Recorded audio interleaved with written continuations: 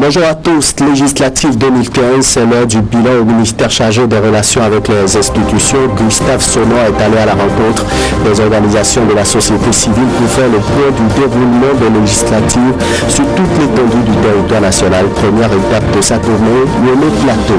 Fedas Bonheur devient un gars assurance. Les responsables du groupe étaient hier au cabinet du ministre de l'économie et des finances.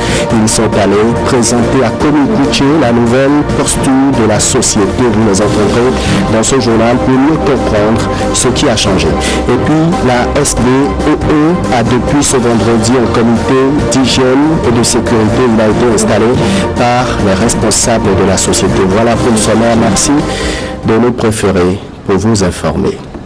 Dans l'actualité, ce matin, le ministre en charge des relations avec les institutions, Gustave Sonor, a rencontré jeudi les membres des organisations de la société civile des départements de Niamey Plateau. Cette séance intervient dans le cadre de la tournée initiée par le ministre dans tous les départements du Bénin en vue d'échanger avec les membres des OSC sur le déroulement des législatives passé. Objectif, relever les irrégularités, les forces et faiblesses qui ont entaché le scrutin pour mieux faire à l'avenir. Reportage.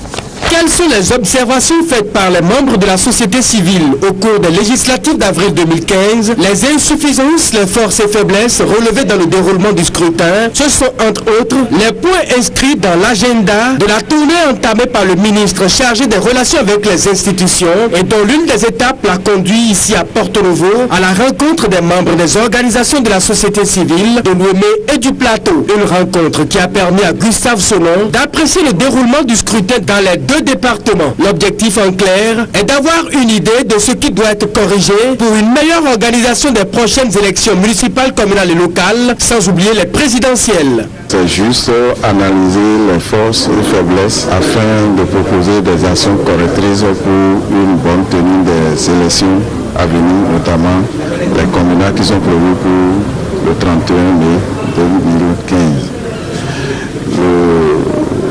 L'objectif visé à long terme, c'est de parvenir à organiser des élections en République du Bénin, vraiment dans la transparence et dans l'égalité de chance pour tous les candidats, pour que le peuple béninois considère les périodes électorales comme étant une période festive. Il faut dire que j'ai déjà sillonné 3 ou 2 départements, donc ça fait 4e département. D'un département à un autre, il y a des problèmes qui sont communs. Et il y a quelquefois des spécificités. Au cours des échanges, les irrégularités relevées lors du scrutin ont été portées à l'attention de l'autorité ministérielle. Pour Gustave Sonor, les dispositions seront prises pour corriger le tir. Les observateurs m'ont fait part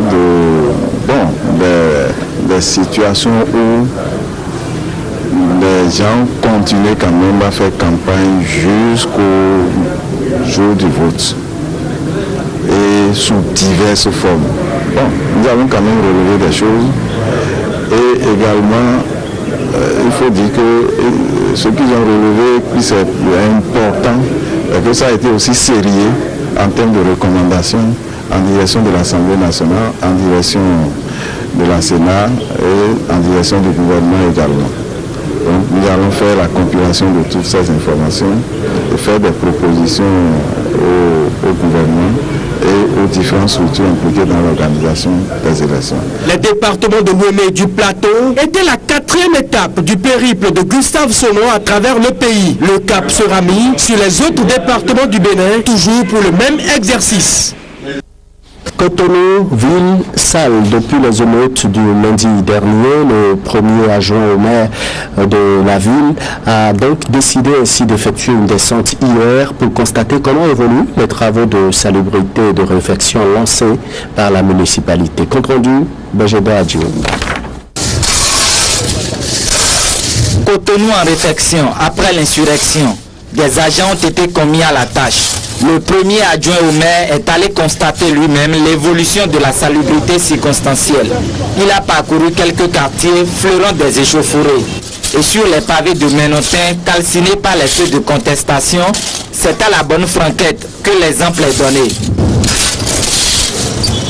Ces axes qui ont été endommagés avec des pneus brûlés, avec des tirs de gaz lacrymogène, sont en train d'être nettoyés. Nous sommes en train de faire en sorte que tout ça, tous ces événements soient très vite derrière nous. À la veille du nettoyage généralisé de la ville annoncé par les différents partis politiques, la mairie donne le ton. En ce qui concerne les critiques qui pourraient naître à propos de la célérité des travaux, elle rassure toujours. Je veux dire aux Cotonois et aux Cotonoises de continuer à avoir confiance aux autorités de la ville.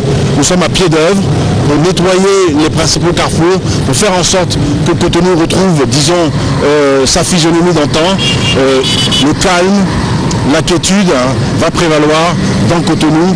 Nous leur donnons l'assurance. Selon un rapport diligenté par la municipalité, la réparation des dégâts causés par le soulèvement du lundi dernier se chiffre à près de 70 millions de francs CFA. La facture est jugée commune et les autorités de la ville espèrent toujours un geste évident de l'État central. Et au lendemain des échauffourées et manifestations ayant suivi la tentative d'arrestation de Candide Azanaï, les femmes militantes des forces Cori pour un Bénin émergent de l'Atlantique et du littoral montent au créneau. Elles appellent le peuple béninois à la paix et recommandent le discours de la sagesse à Bonigaï et à Candide Azanaï. Elles sont au micro de Modeste de Forosso. Le collectif des femmes Force Cori pour un Bénin émergent, FCBE, du littoral et de l'Atlantique déplore l'incident malheureux sur le 4 mai 2015. Appelle tous les responsables politiques, de quel bord qu'ils soient, à la retenue et à la modération. Il invite toutes les Béninoises et tous les Béninois au calme, à la couture de l'esprit de paix et de cohésion nationale. Nous, femmes et mères, nous ne voulons en aucune façon avoir coulé le sang d'un seul de nos enfants dans des affrontements inutiles et inopportunes. Les femmes FCBE du littoral et de l'Atlantique remercient le chef de l'État pour la décision courageuse qu'il a prise de faire suspendre les poursuites engagées contre l'honorable Candide Azanaï. Quant à vous, honorable Candide Azanaï, les femmes FCB du littoral et de l'Atlantique vous demandent de ramener la balle à terre et de considérer que le président de la République est votre grand frère.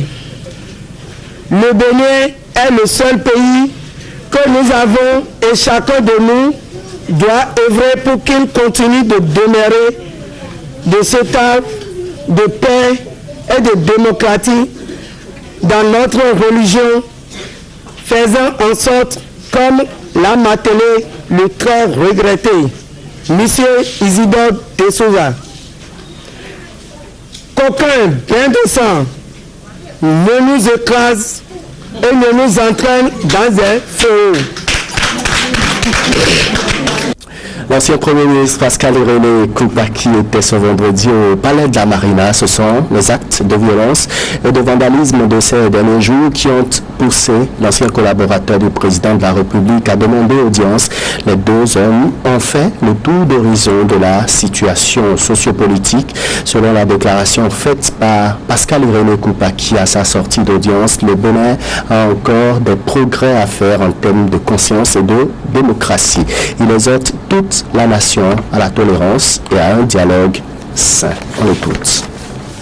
Je suis un ancien collaborateur du chef de l'État pour venir lui faire part de mes sentiments sur ce que j'ai vu, ce que j'ai entendu. Donc ce tour d'horizon nous a permis de relever qu'il y a un progrès à faire en termes de démocratie apaisée. Il y a un progrès à faire en termes de comportement. Il y a un progrès à faire en termes de conscience. Notre état de conscience pose problème à certains moments et il est tout à fait indiqué que le projet éducatif de notre pays et le système partisan de notre pays soient mis aux normes pour éviter que nous ne retombions dans ce genre de phénomène.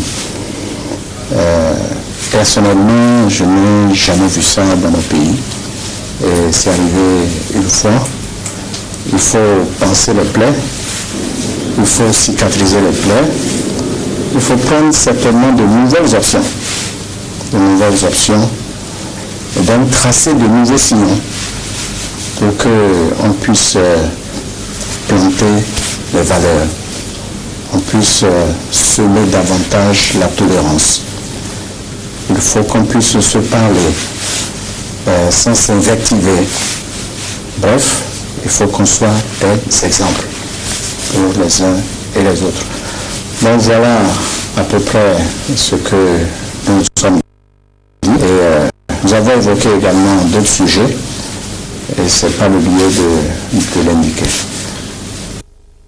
Toujours au palais de la Marina, cette fois-ci en bref, sachez que les 6 préfets du Bénin étaient en audience hier chez le président Boni Yayi. Ils sont allés exprimer leur soutien au chef de l'État. Ils exhortent tous les compatriotes à faire davantage preuve d'actes de paix. Le chef de l'État nous a reçus parce que nous avons demandé à le rencontrer. Et la raison, c'est que nous sommes allés lui porter notre soutien et notre compassion à l'occasion de tout ce qui se passe actuellement sur le terrain. Donc, c'est la démarche de tous les préfets des 6 départements, depuis l'Atakura jusque dans l'Atlantique. C'est ce message que nous sommes allés porter pour lui dire que malgré tous les soubresauts, malgré tout ce qui se passe, il y a le soutien des 6 préfets des 6 départements. Compte tenu de tout ce qu'il a réalisé dans ce pays, parce que nous sommes des observateurs avertis de tout ce qu'il fait dans le pays, de toute sa démarche et de tout le reste. Donc c'est uniquement et surtout à cause de tout cela que nous sommes allés lui dire de ne pas baisser les bras et que force reste à tout ce qui est notre constitution. Notre constitution élit les gens pour un certain nombre d'années et la fin du mandat est connue. Donc il ne faut pas qu'ils se laissent embraser, on va dire, par rapport à tout ce qui se dit, toutes les déclarations fantaisistes qui sont faites par des gens de mauvaise foi et de mauvaise alloi qui font tout pour le décourager et font tout pour mettre à mal la République. Donc voilà un peu le message que nous sommes allés porter. Mais il a reçu avec toute la tout ce qu'il faut, toute la sagesse qu'il faut par rapport à cela, et il a promis tenir compte de cela parce que son problème, ce qui lui tient à cœur, c'est la paix. C'est la paix dans le pays. Et c'est ce langage de paix qui nous a délivré de continuer à gérer les préfectures dans la sérénité, dans la paix et dans qu'on appelle tout ce qu'il faut pour que la République soit debout. Audience encore avec le président de la Banque ouest-africaine de développement, BOAD, reçu ce vendredi à la présidence de la République. C'est dans le cadre de ces rencontres périodiques avec le chef de l'État. Ensemble, ils ont fait le point de la coopération entre l'institution bancaire et la République du Bénin. Il s'agit notamment des projets en cours d'exécution et en cours d'instruction. Suivant les explications de Christian Adovelandé à la présidence, président de la BOAD, il est au micro de Ulrich Kogava. En ce qui concerne les projets en cours d'exécution, il s'agit pour la plupart des projets d'infrastructure routière, donc la route Parakou, Djougou, Kobo-le-Kossar et Savalou-Kéti, donc la route que vous connaissez déjà, et que nous avons financée et pour laquelle nous avons structuré les financements qui sont aujourd'hui en cours d'exécution. Donc, suite aux différents rapports de supervision et de nos équipes, j'ai informé le chef de l'État d'avancement de ces différents travaux. Alors, sur les projets d'énergie, j'ai informé le chef de l'État en ce qui concerne les énergies renouvelables, notamment les lampadaires, et que le financement de 5 milliards est déjà disponible pour les lampadaires. Et pour l'énergie renouvelable, toujours, nous sommes en train d'instruire un projet de biomasse avec un privé qui doit passer à notre conseil d'administration au mois de juin prochain. Alors, nous avons parlé également de la transition numérique, et pour laquelle nous avons structuré 35 milliards de francs CFA entièrement bouclés. Les accords sont en cours de discussion avec les banques concernées. Et là également, tout est déjà en place pour que les fournisseurs soient payés et qu'on puisse mettre en exécution ce projet très rapidement. En ce qui concerne les projets en cours d'instruction, nous avons 2 projets, et spécifiquement un projet qui concerne l'agriculture. C'est le projet PASSER que nous cofinançons avec le FIDA. Et j'ai informé le chef de l'État que nos équipes d'évaluation sont sur le terrain. L'évaluation doit prendre fin d'ailleurs aujourd'hui, et c'est un projet qui est prévu également et pour notre prochain conseil, le conseil d'administration du mois de juin.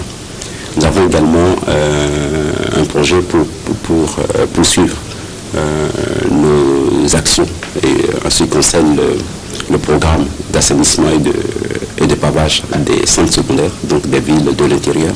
Et là, nous avons une nouvelle requête concernant 4 centres.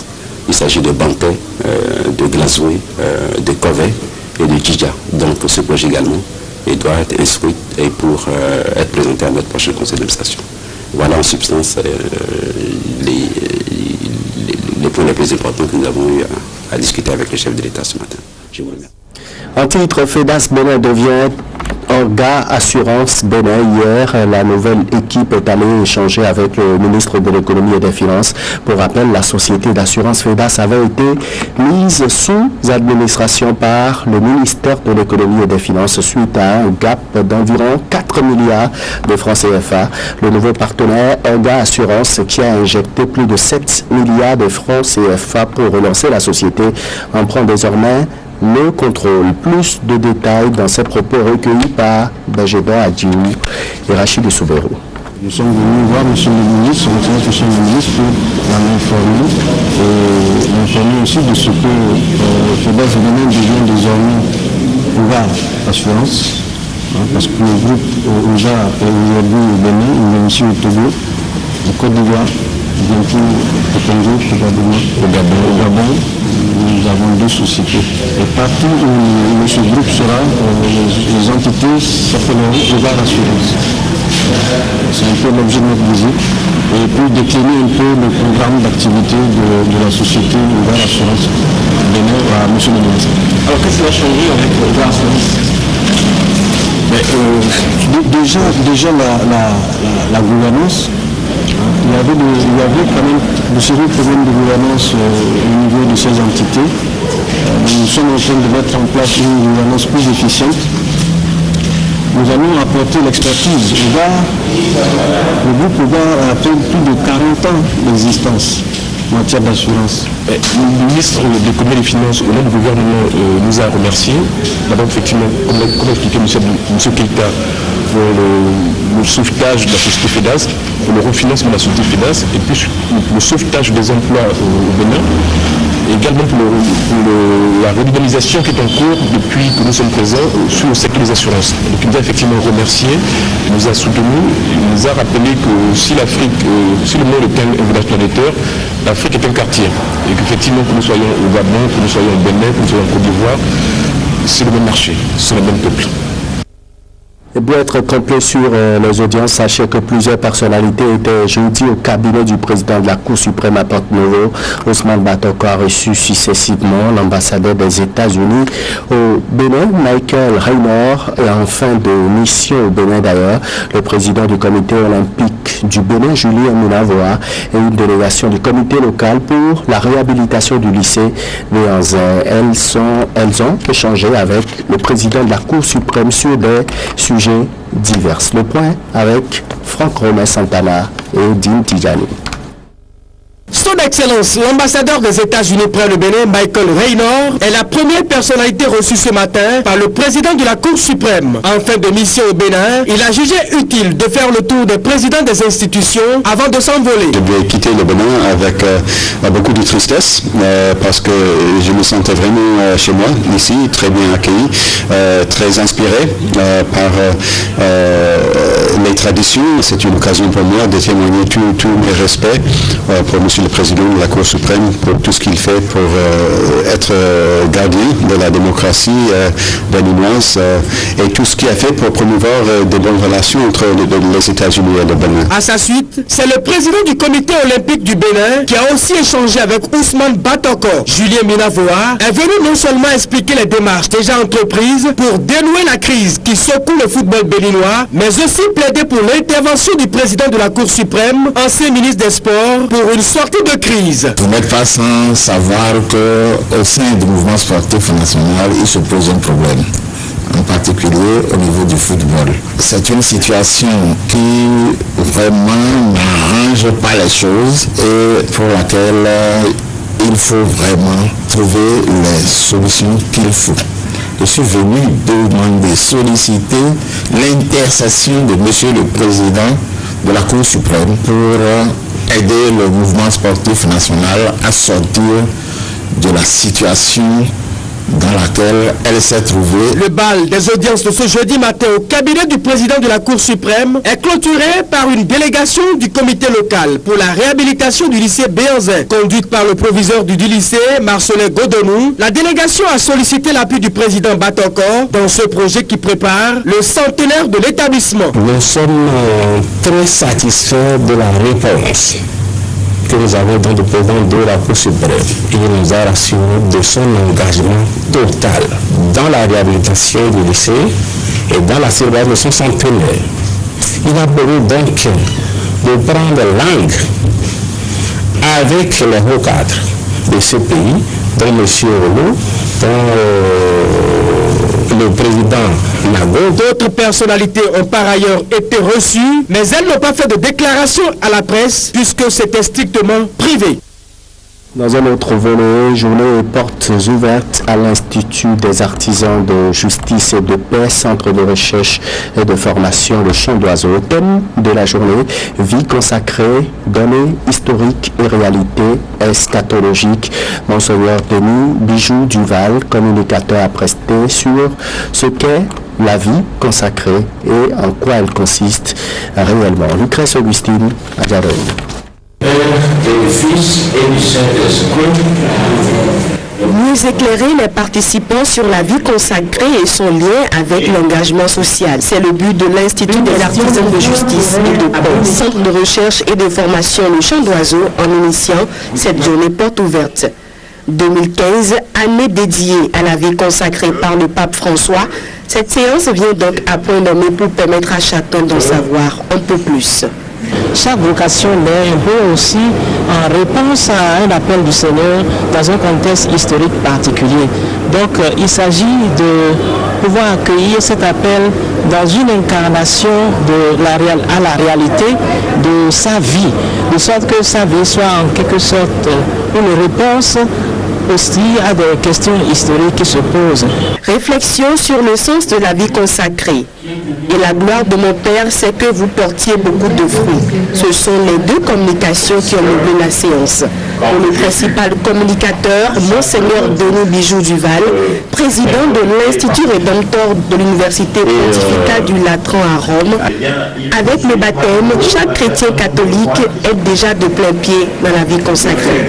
Mais plus tard, cette consécration peut se manifester de différentes façons. Eh bien, certains la montrent de façon beaucoup plus visible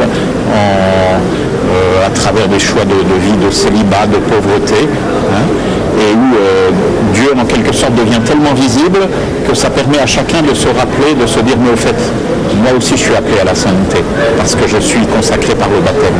De toute façon, ce qu'elle apporte à l'homme au départ, c'est une relation spéciale avec Dieu. Également toujours présent à la rencontre, l'archevêque de Cotonou.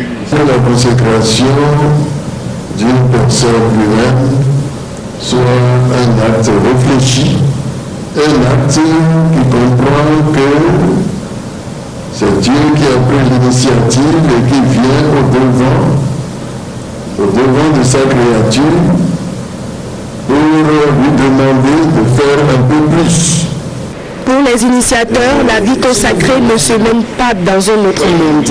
Ceux qui se sont consacrés à Dieu sont présents dans le même siècle que les vivants afin de les aider à mieux vivre leur relation avec Dieu.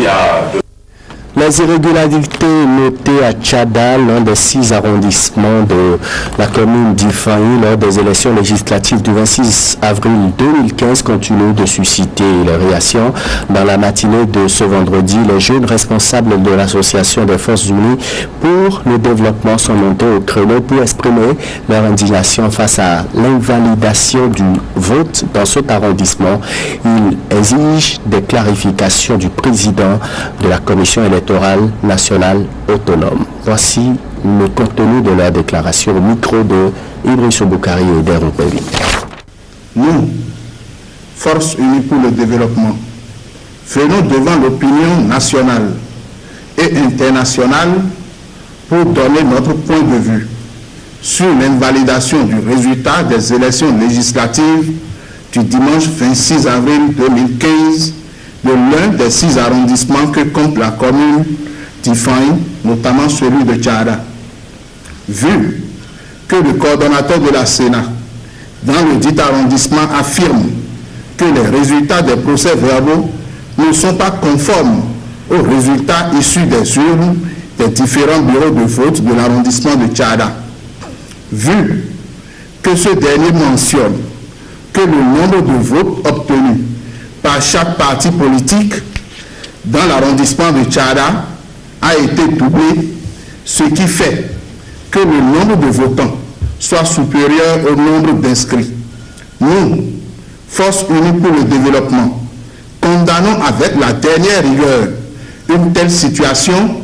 Demandons alors à la Sénat de rétablir la vérité des urnes de l'arrondissement de Tchada et dans la 21e circonscription électorale en restaurant à chaque parti politique le nombre de voix réelles obtenues, bureau de vote par bureau, à la sortie des urnes au soir du 26 avril 2015.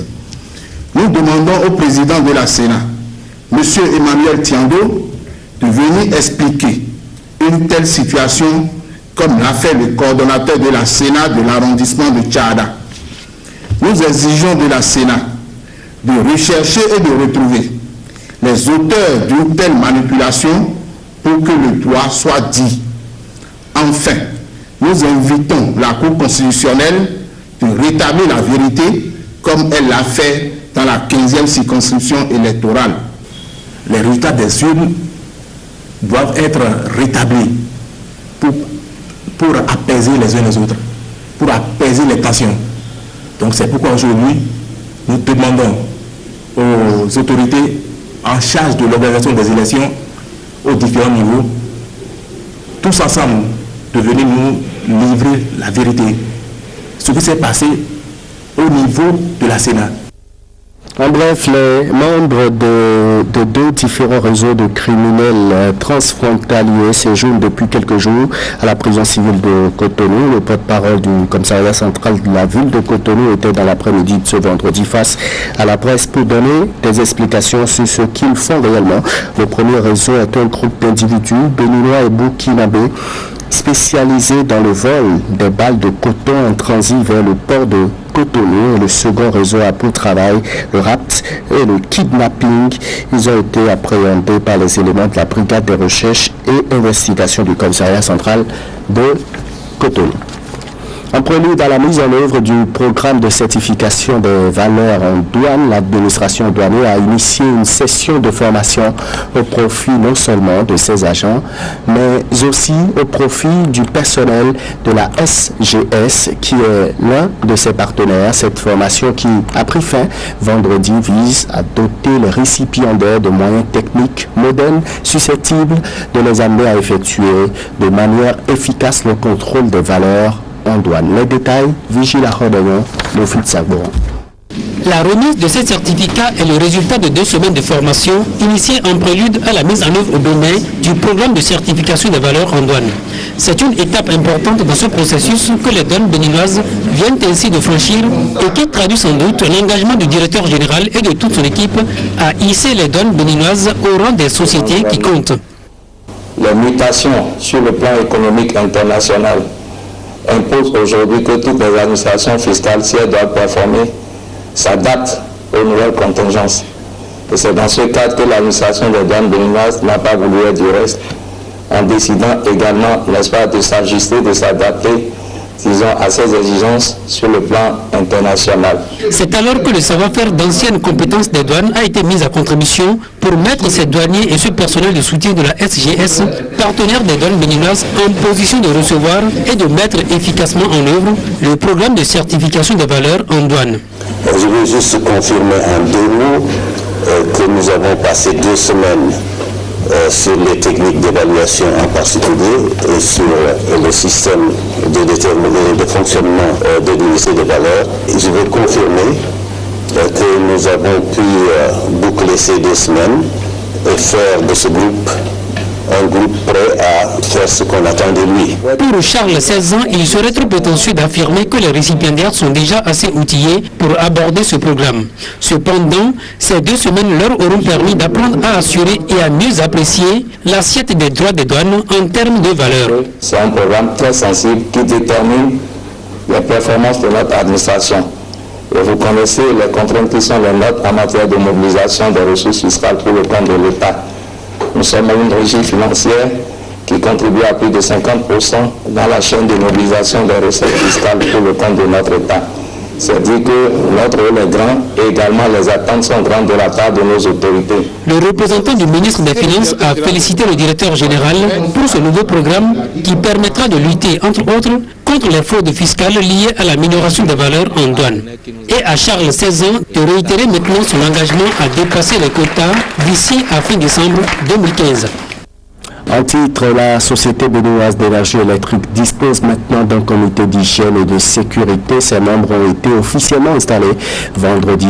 Hier donc, ils ont pour lourde mission de veiller au respect des normes en matière d'hygiène et de sécurité au travail pour tous les employeurs de la société. Le temps fort de cette installation avec Zakiat Latonji. Tout ce qui serait fait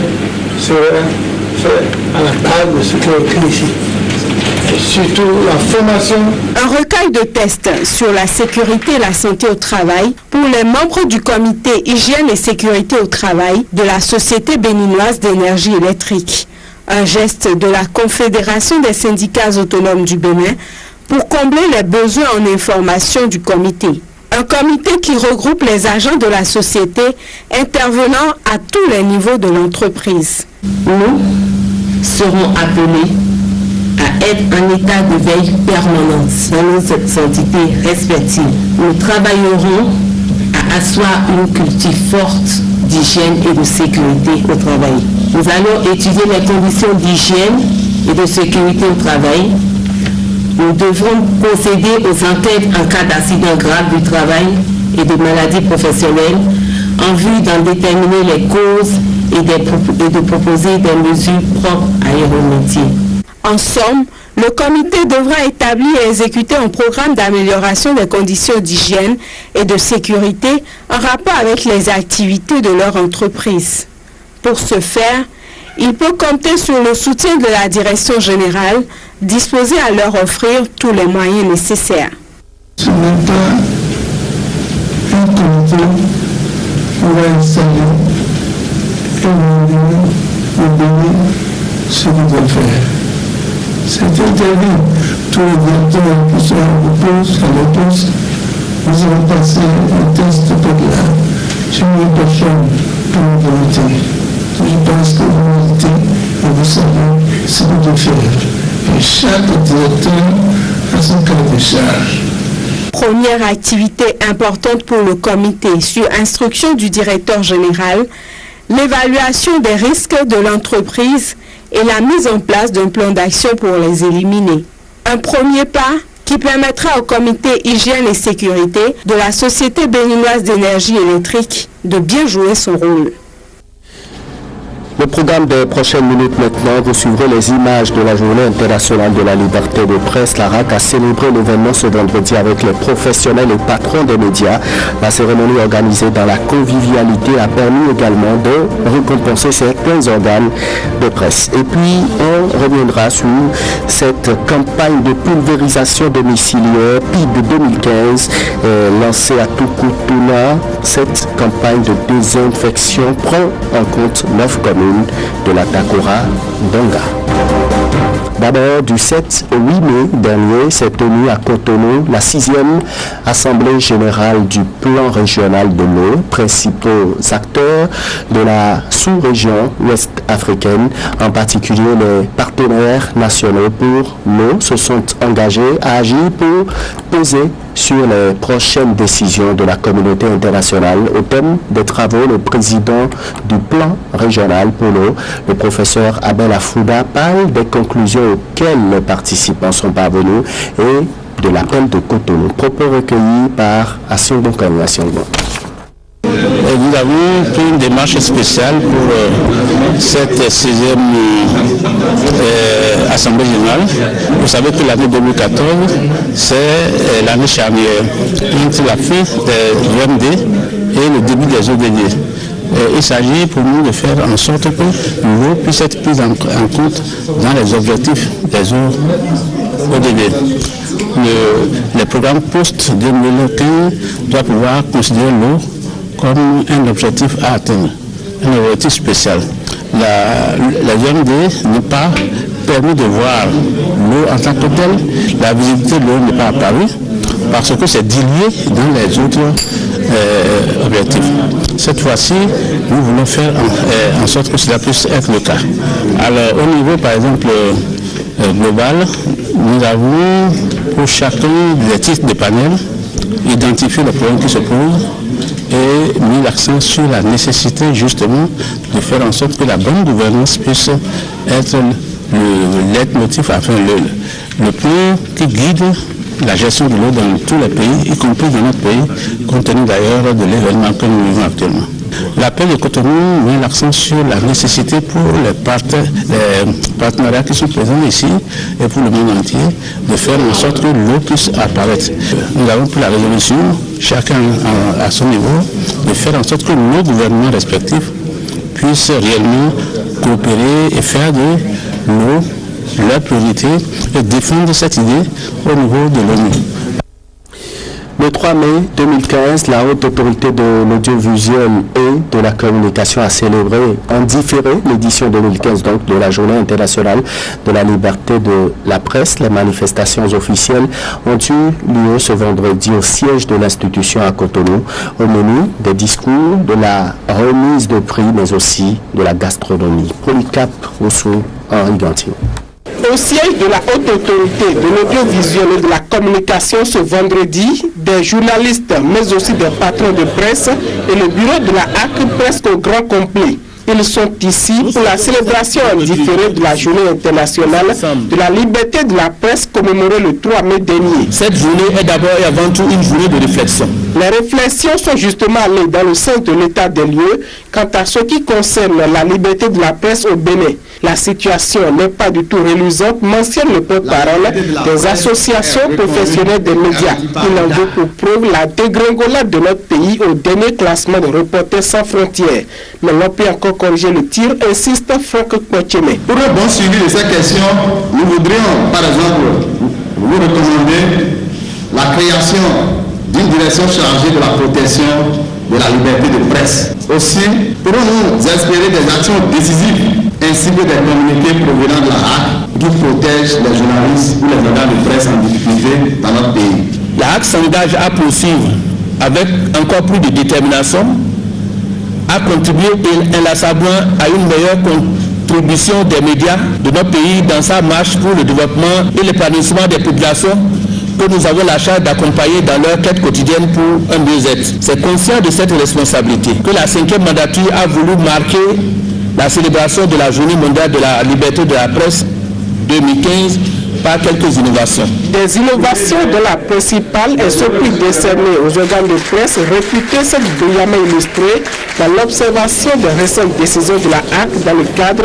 des élections législatives du 26 avril 2015. Pour moi, ça sonne comme si nous ne devons plus jamais reculer du niveau où nous sommes aujourd'hui en ce qui concerne le respect de la déontologie de la presse béninoise. Visite des caricatures produites par la presse béninoise et l'étape gastronomique au milieu terme à cette première édition de la Journée internationale de la liberté de la presse que célèbre la HAC de Adam Bonitessi. En bref, ce don de la coopération suisse, elle a procédé ce vendredi à la remise d'un important lot de matériel au ministère de la Famille. Le geste s'inscrit dans le cadre de la mise en œuvre de la phase 3 du programme Appui Suisse. En bref, encore, le Conseil communal de l'Okossa a tenu jeudi sa 4e session extraordinaire de l'année 2015. C'est en bref, 6 points étaient à l'ordre du jour, parmi lesquels la création du budget communal de l'emploi de l'Okossa et la participation de la commune de l'Okossa au Forum Campus de l'emploi à Abidjan, Trècheville, en Côte d'Ivoire, du 20 au 22 mai prochain. On en vient maintenant à cette campagne de pulvérisation domiciliaire PID 2015. Elle a été officiellement lancée mercredi à Tukuntuna, prévue pour durer 20 jours. Cette campagne de désinfection prend en compte 9 communes de la Takora Donga. La cérémonie de lancement a mobilisé population et autorités à divers niveaux. Alassane Aruna, Mireille Adoblé.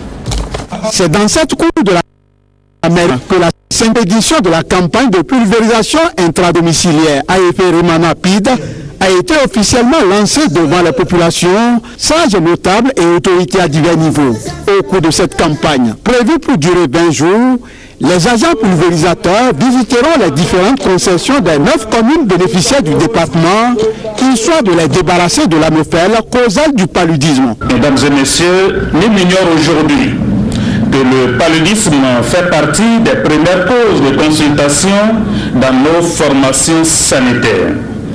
Dès lors, toute initiative allant dans le sens de réduire cette prévalence doit être accueillie très favorablement et soutenue. Tout notre engagement à soutenir et à accompagner la présente campagne, comme d'habitude d'ailleurs, qui va contribuer à préserver la santé de nos différentes populations. Investir dans l'avenir et nous allons vaincre le paludisme, c'est le thème retenu pour cette campagne qui démarre quelques jours seulement après la célébration de la journée mondiale dédiée au paludisme. Occasion pour le directeur départemental de la santé à Takora Donga d'en appeler à la mobilisation générale afin de bouter cette affection hors de nos contrées. La pulvérisation intradomiciliaire AFP Remana permet de réduire rapidement le nombre d'infections causées par le moustique vecteur. Pour cette pulvérisation, pour qu'elle soit efficace, messieurs les maires, ce que nous demandons, c'est vraiment de les appuyer. Le paludisme demeure l'une des causes de morbidité et de mortalité chez les enfants de moins de 5 ans et des femmes enceintes.